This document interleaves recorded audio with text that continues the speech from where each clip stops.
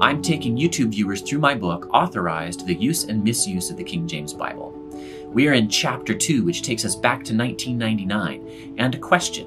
What does Psalm 37:8b mean? Fret not thyself in any wise to do evil. Back in the days when everyone was afraid of the coming Y2K apocalypse, I was a rising junior in college and a counselor at a Christian camp nestled in the amazingly beautiful Blue Ridge Mountains. The camp's constituency includes a lot of churches that prefer strongly to use the King James Version, and so to please that constituency, they used the King James for all Bible preaching, for all Bible teaching, and for all Bible memory. The camp, like many others, used a team-based point system to motivate campers to get involved in the competitions, and one of the ways you could get big points, in fact some of the biggest points, was to memorize a lot of the verses in a list that they had pre-selected. I'm sure that every single other counselor at that camp thought exactly like I did, which is start with the low-hanging fruit. Grab the shortest verse in the list and at least get every one of my campers to memorize it. So I think I had 80-something campers that summer in 1999, and I made sure that every single one of them memorized and gave this verse. Psalm 37:8, cease from anger and forsake wrath, fret not thyself in any wise to do evil.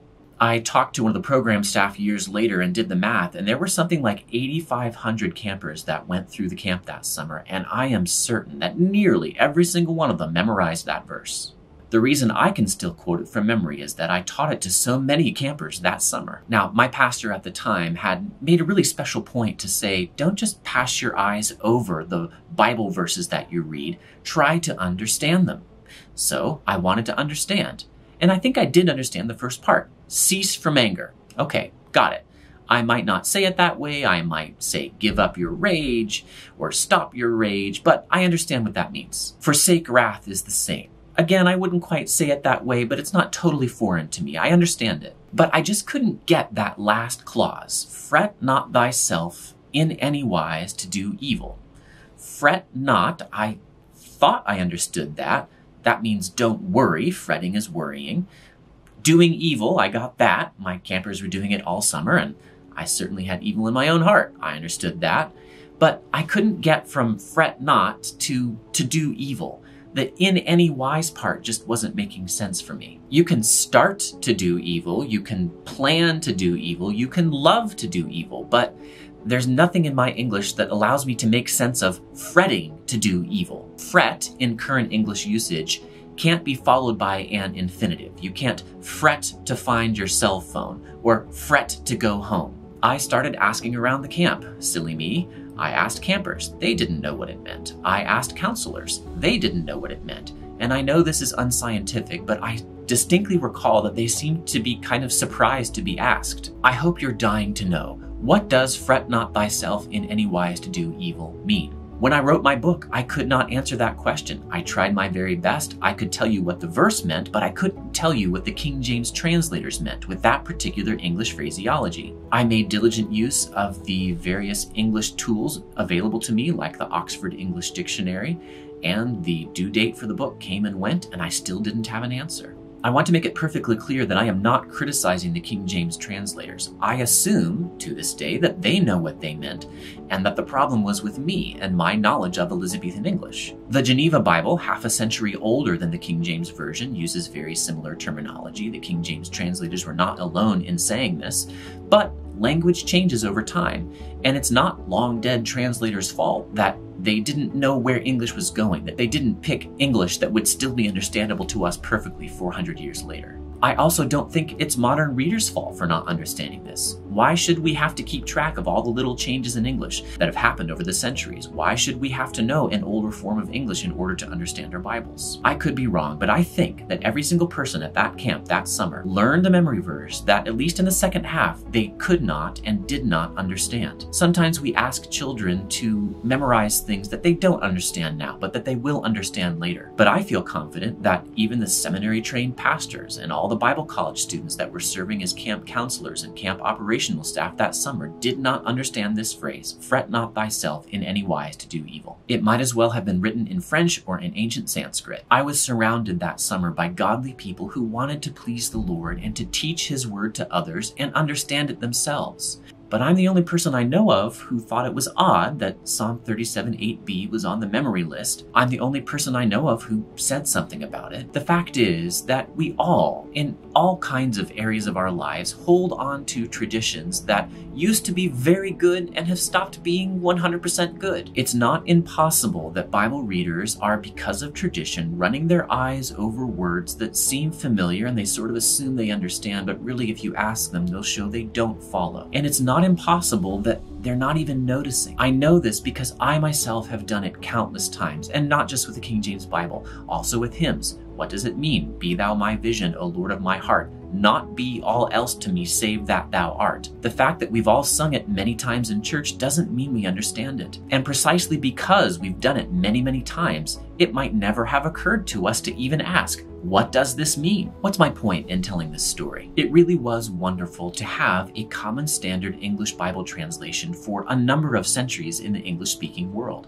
There were many values that brought us. We will lose and are losing these values as the King James Bible ceases to be our common standard. I love the King James Version, I truly do. But my point is this: it is possible for us to be continuing along with this tradition of the King James Version that was quite literally handed down to us by our Christian forefathers after a time when using it ceases to be 100% good. Language changes over time. Every language does this. English is not an exception. And if our Bible translations don't change over time, don't get revised or updated or even replaced, then it's like that Venn diagram. Elizabethan English and our English will pull away further and further until they're completely apart.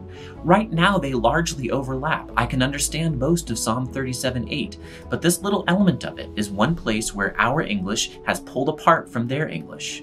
I have to say again, this is not a criticism of the King James Version. I do not expect long-dead translators to have been prophets to know where English was going to go. Another point, another little lesson I draw from this story is that it really isn't right to have a sort of acrid disgust for other people who can't understand the King James Version like we can. I did grow up on the King James. I think I do understand it better than the average person on the street.